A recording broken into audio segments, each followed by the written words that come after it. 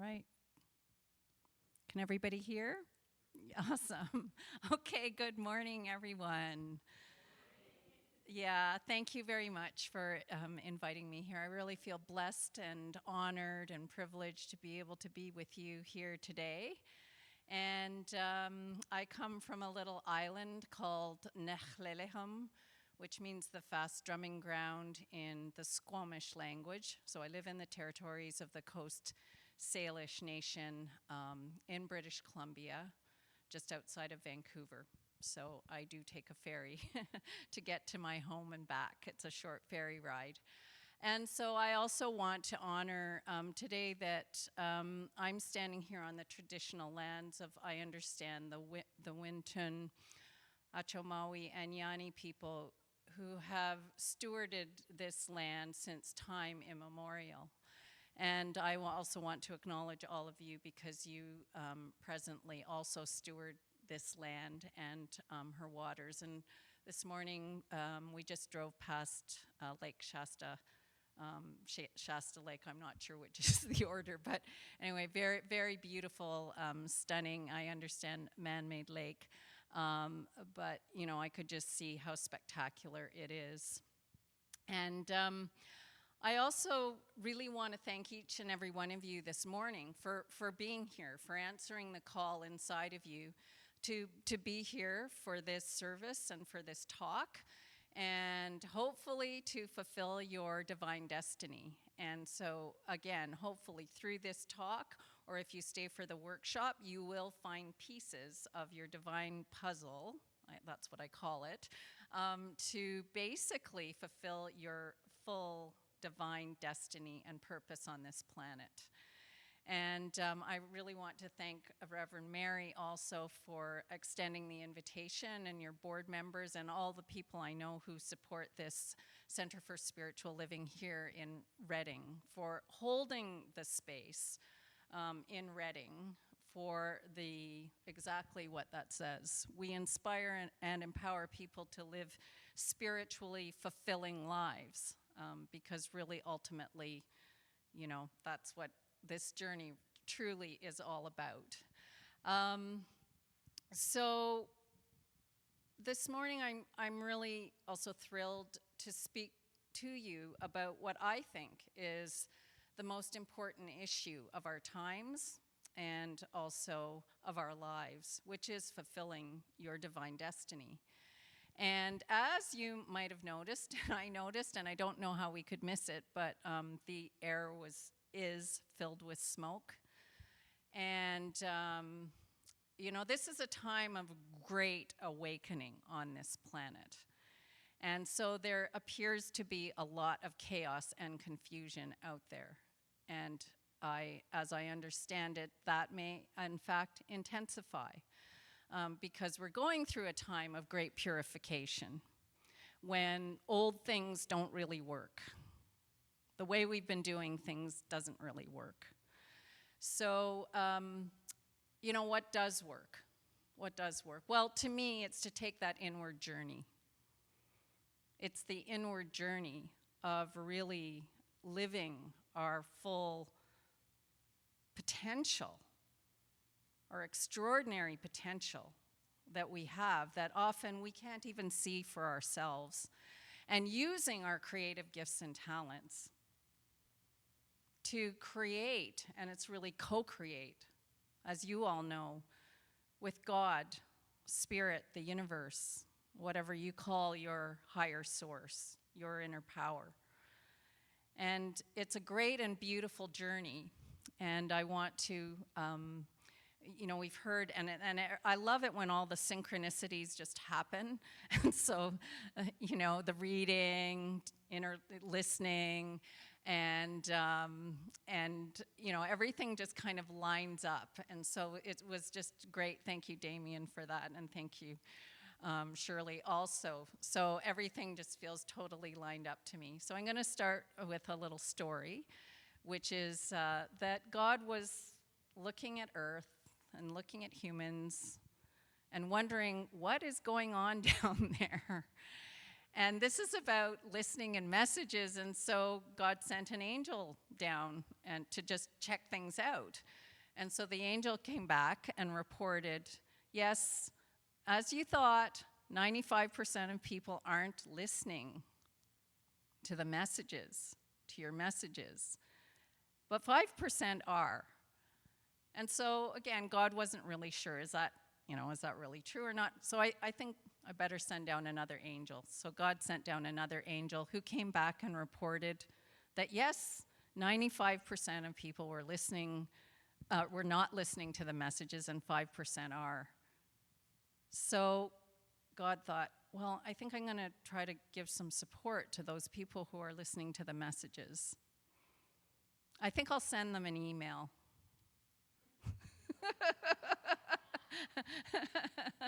Oh, so you didn't think God in heaven writes emails, but yes. So do you know what that email said? Well, I didn't receive an email either, so,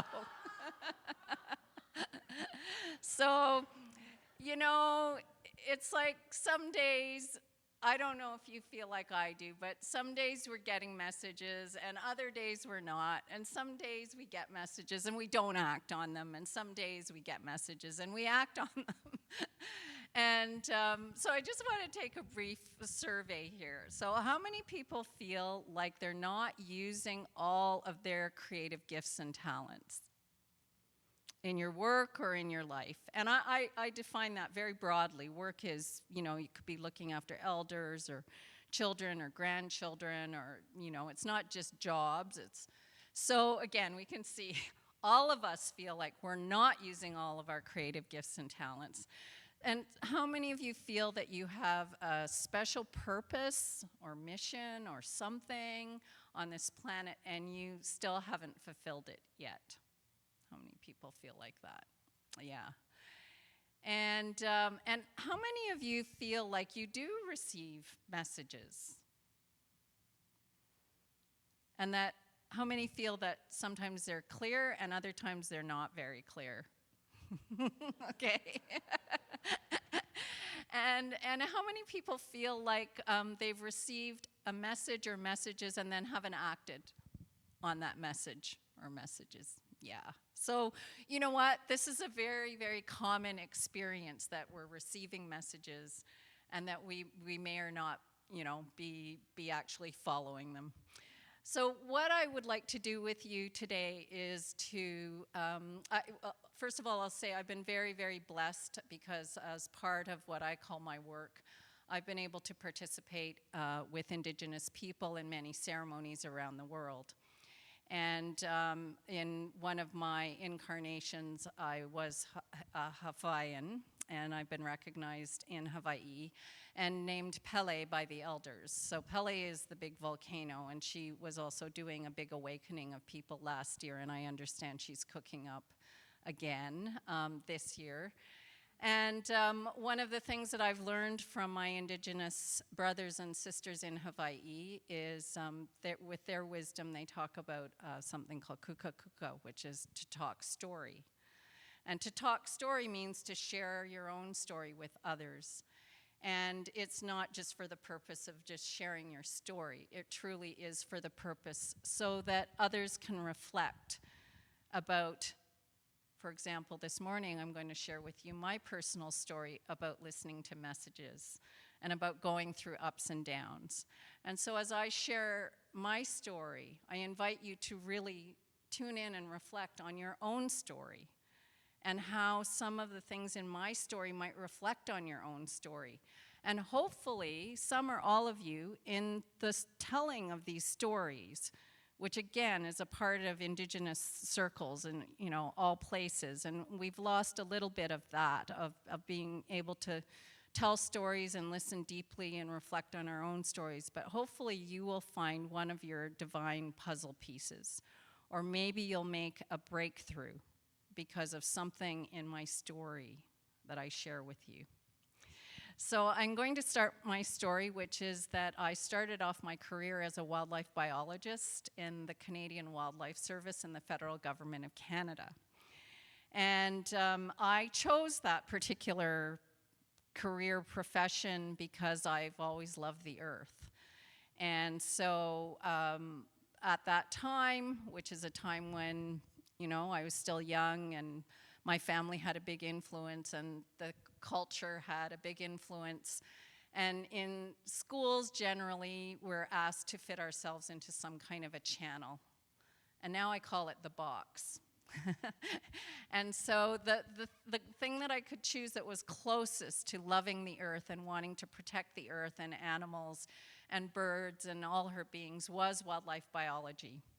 So I was a wildlife biologist for over a decade, and then at that particular time, I started to just get really depressed.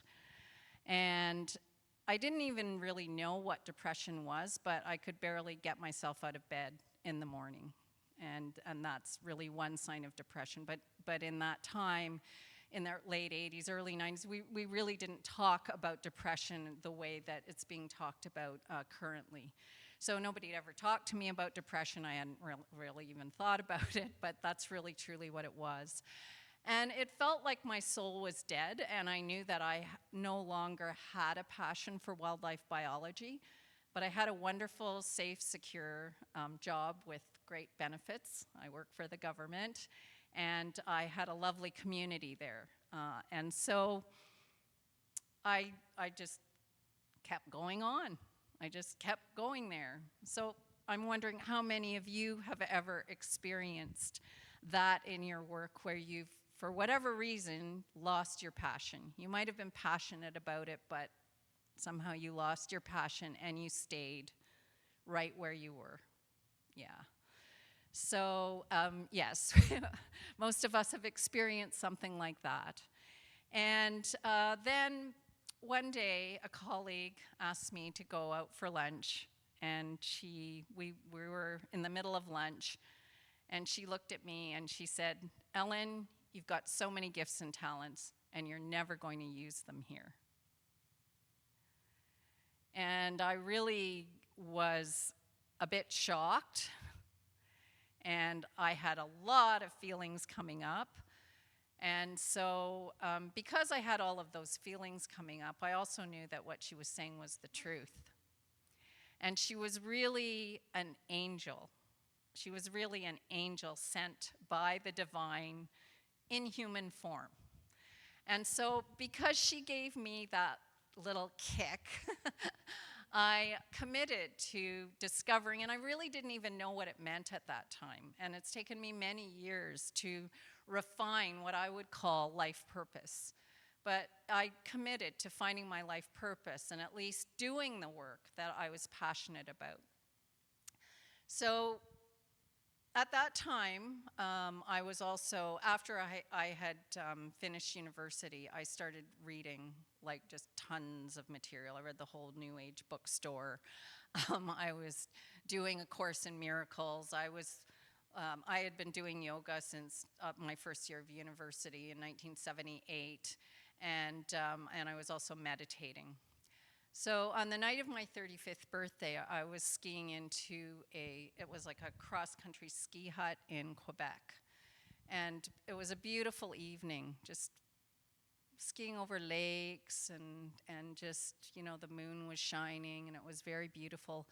And we got in pretty late, probably near to midnight, and then cranked up the wood stove and had some tea and hot chocolate and something to drink and went to bed.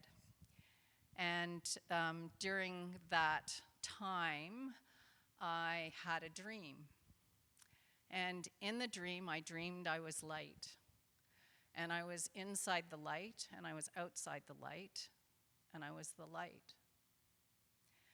And more than what I dreamed, it was really what I felt. And so I had an experience of being united with God, with the goddess, and all that there is. And I had a very blessed opportunity to feel really how deep and vast and expansive that God's love is for us, and how much support that we truly have that we often forget. And that experience in Eastern traditions would have been called a full Kundalini awakening. So really it opened up my chakras, and I have to, and still have to deal with the blocks that are there, some of the things that we put over.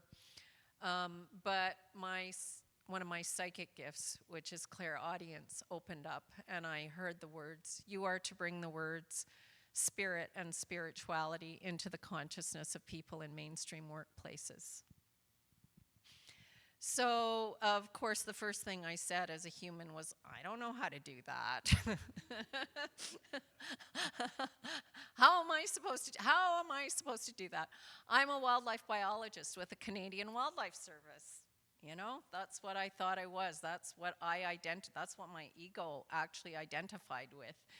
Even though my soul was saying, no, you're not that. You're not that. I mean, you might have been that, but you're not that anymore, and you're not that anyway.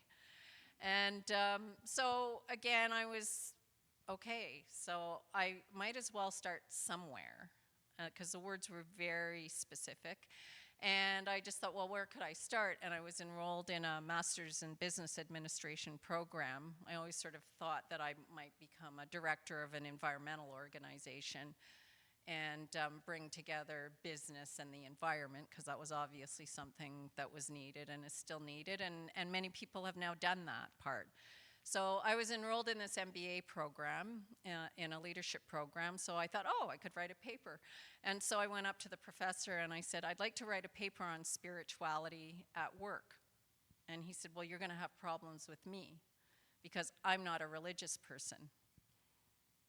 So I said to him, yes, but I want to write about spirituality, which goes beyond all cultures, all borders, religions, space, and time. And besides that, leaders can't go where other people have gone before. And it was a course in leadership. So I'm not sure where those words came from, but because it didn't actually really sound like me, it wouldn't be something that I would normally say. And as I was speaking it, I also recognized that it was the truth of what was actually being asked, you know. So I actually did have the words. So he actually became my greatest ally. And he just said, you know, I'm a management consultant in my other life, and I write and speak about what I do. And so I wrote this paper on spirituality at work. And I got the paper back. Simultaneously and synchronistically, a manager in the department of the environment asked me to come and work in his particular branch. So he headhunted me out of my job as a wildlife biologist. And when I was in the interview, I talked about the vision.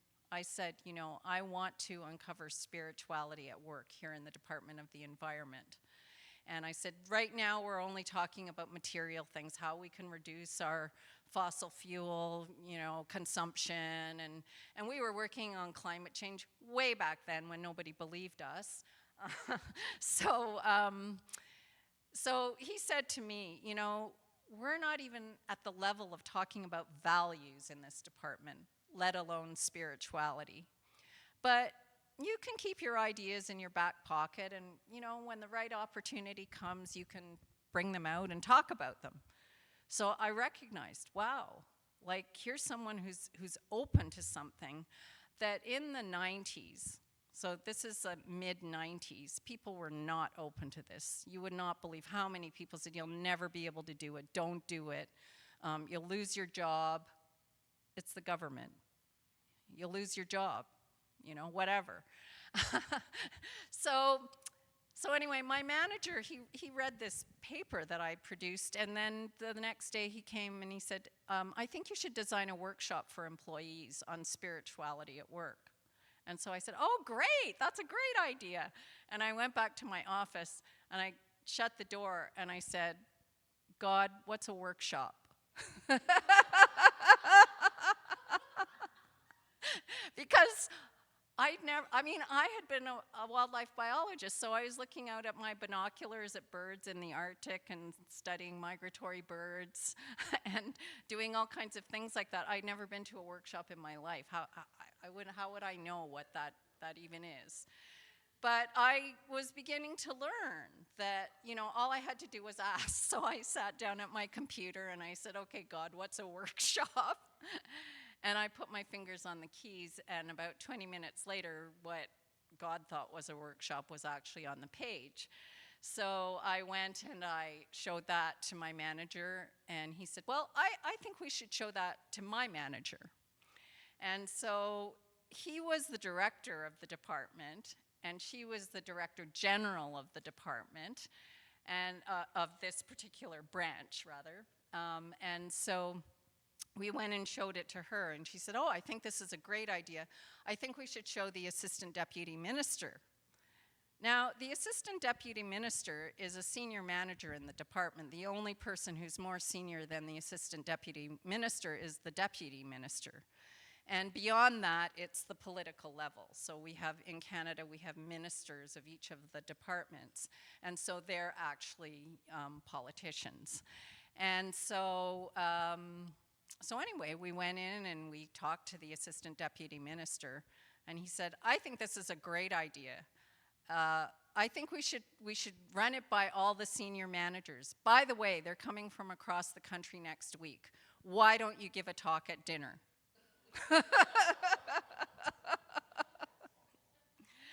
So, I was a newbie, really, at that particular point, and I think that I will say for myself, I always feel like a newbie on the spiritual path. In fact, the longer that I live, the more I feel like a bit of a newbie. But we learn lessons, and we develop faith and trust. I didn't have that at the time, so when he said, maybe you should give a talk at dinner to all the senior managers from across the country, I still had sort of shrinking violet syndrome, which was like, yeah, but I'm a wildlife biologist. You're just not recognizing me anymore as that. And I went back to my office and I shut the door. I'm quite an emotional person, so I was crying. And then this book fell off the shelf, which was because I was doing A Course in Miracles. So it was a workbook on A Course in Miracles, and it fell off the shelf, and it was, open. Open. So I picked it up and it said, you're never given more than you can handle. So I was like, okay, I guess I can give this talk. And I didn't really have any choice at that point because I'd already said I would give this talk. And so I went in and I gave the talk the next week at dinner and proposed a workshop. And the workshop was proposed for the fall, and it was actually for the senior managers. And so they basically said, why do we have to wait till fall to do this workshop? Why can't we do it now?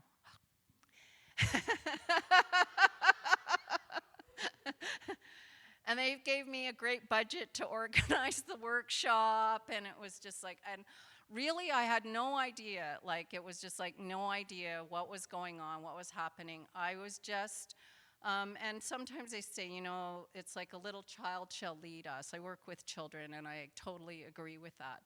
But if I really feel like if we come at something, pretty innocently, with not having any preconceived ideas around anything, and not trying to talk about what may happen and what the response might be to what we have to do, which is this really far out idea that in the mid-90s was impossible. Really, so I think what I want to do is, first of all, to just take a moment to ask yourselves whether you feel committed to tuning into your own messages. So you might just want to just close your eyes and just relax and just take a moment to tune into your heart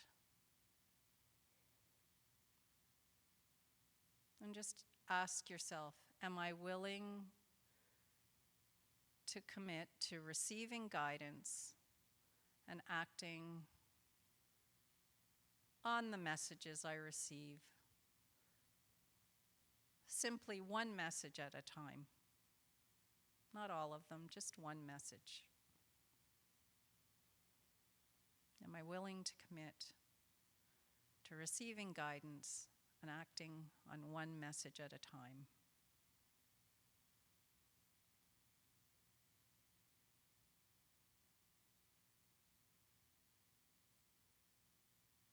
And I invite you now to open your eyes. And if you're willing to commit to that, I invite you to say, I commit to receiving guidance and acting on one message at a time. And to say it out loud so that the universe, God, can hear you, so that it's in the vibration of the room and of the universe and of the cosmos. So it would be, I commit to receiving guidance and acting on one message at a time. Awesome. Way to go. So I'm going to share with you just the few gems that I've learned. So I think the first one is that when you ask for guidance and messages, that you will receive them.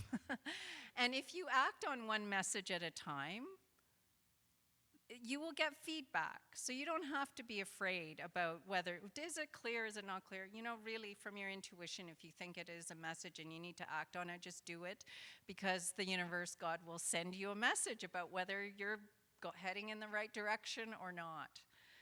And secondly, that you don't have to know how. This is a big thing.